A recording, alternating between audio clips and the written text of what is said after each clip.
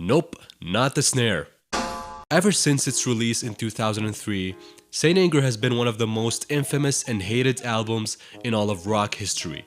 It's one of those albums that some people like to pretend they don't even exist. It's the Metallica album that doesn't sound like Metallica. It's Metallica's most hated album. Now, in case you don't know, I am not a supporter of the popular opinion. I don't know if you've seen the first two videos I've done on this topic. I love this album. It's absolutely one of my favorites, and if you watch those two videos, you'll find out why I don't believe ÇEBEŞ deserves all the hate that it gets. However, today I'm doing the exact opposite. In this video, I'm showing you the actual faults that I find in Metallica's ÇEBEŞ, and I'm also gonna try being as objective as possible. We are also not listening to social media. This is One Man Covers. Please like this video, share, and subscribe to the channel. Let's do this. Number 1. Poor song structure. Some songs on the album like Dirty Window and Purify are not so well arranged.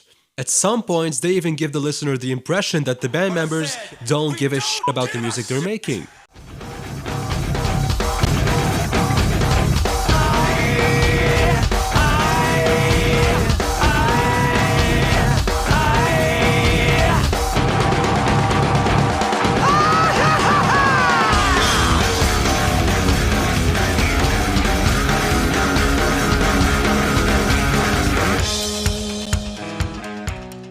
They're just randomly and carelessly structured. Number 2. Repetition. On songs like the title track, Some Kind of Monster, and Invisible Kid, things get really irritating. Mostly after the first and second verses, the band sounds like it doesn't know where to go anymore. So what they do is pick a riff and play it like 1,000 fucking times.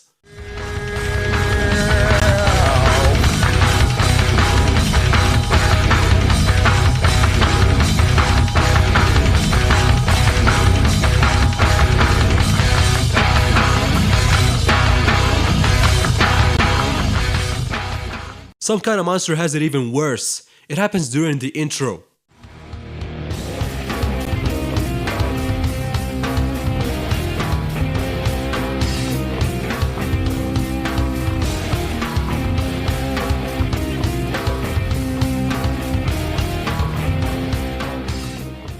Plus, what's with the 035 riff?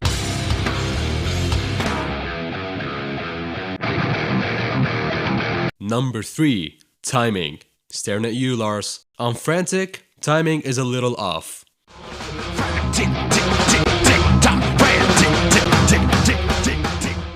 On Dirty Window, timing is very much off.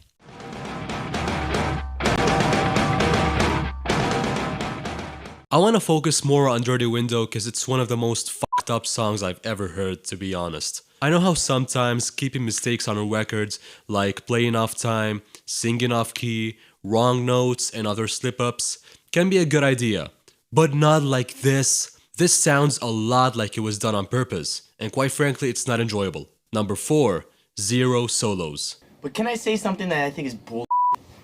This whole fucking solo out, dates the whole thing. That's so bullshit. If you don't play a guitar solo in one of these songs, that dates it to this period. And that cements it to a trend that's happening in music right now. Kirk was right. And remember the repetition I previously mentioned? That is where the solos should have been. Number 5. Voice cracks. During the very late 1990s, James Hetfield absolutely mastered the voice cracks. He knew how to make them sound good and executed them perfectly, both on record and on stage.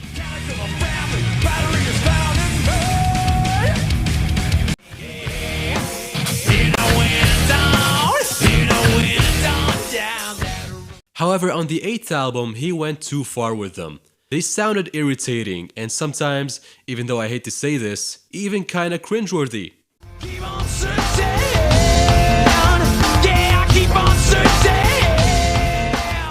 Obviously, this too was on purpose, and sadly 2003 was the last time we ever heard the head cracks. Finally, I want to say this in defense of the album.